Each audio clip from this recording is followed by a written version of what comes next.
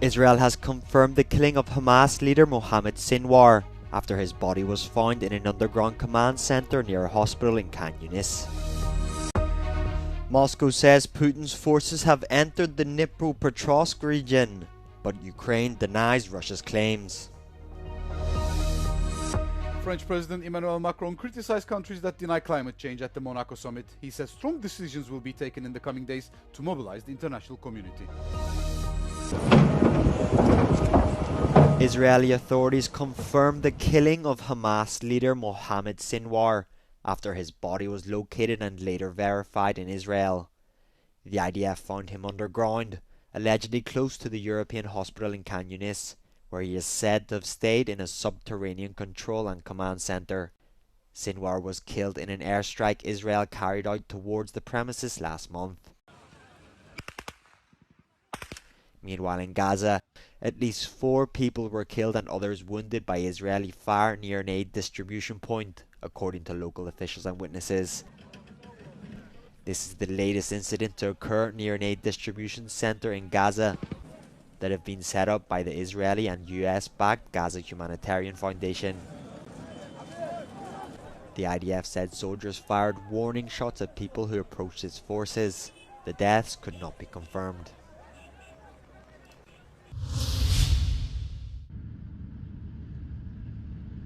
Russia's defense ministry says that its forces have reached the western edge of the Donetsk region and that troops were, quote, developing an offensive in neighbouring Dnipropetrovsk.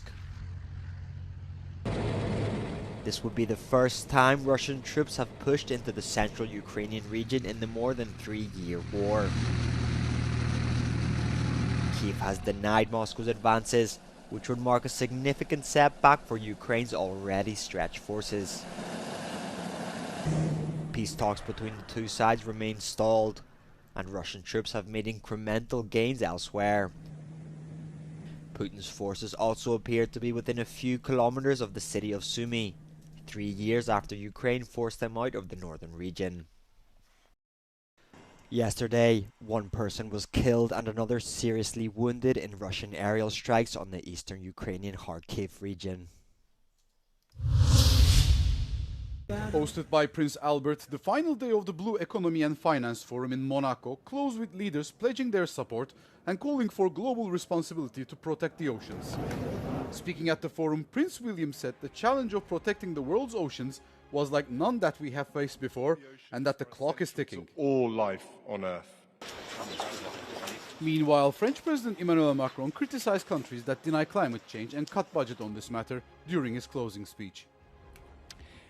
Entend dire qu'au fond, le changement climatique, la menace sur la biodiversité, la question des océans, tout ça, ce serait une affaire d'opinion.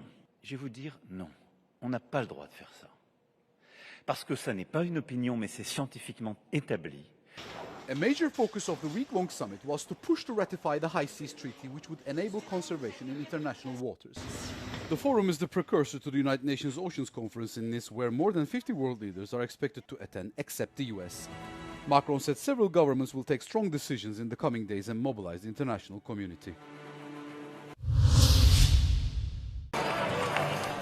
Spain's opposition party held another protest this weekend against the government of Prime Minister Pedro Sánchez, following the discovery of possible corruption cases and an amnesty deal with Catalan separatist parties. Under the slogan "Mafia or Democracy," the demonstration was attended by around 50,000 people, according to the government. The People's Party, or PP, say they were double that amount. The party's leader, Alberto Núñez Feijóo, said that Spain needs, quote, a revolution. Ríndase a la democracia. Convoque elecciones. Las queremos ya. Porque nadie le... The demonstration was called after the leakage of audio messages from a former member of the governing Socialist Party in which favourable deals could have been offered to businessmen in exchange for compromised police information.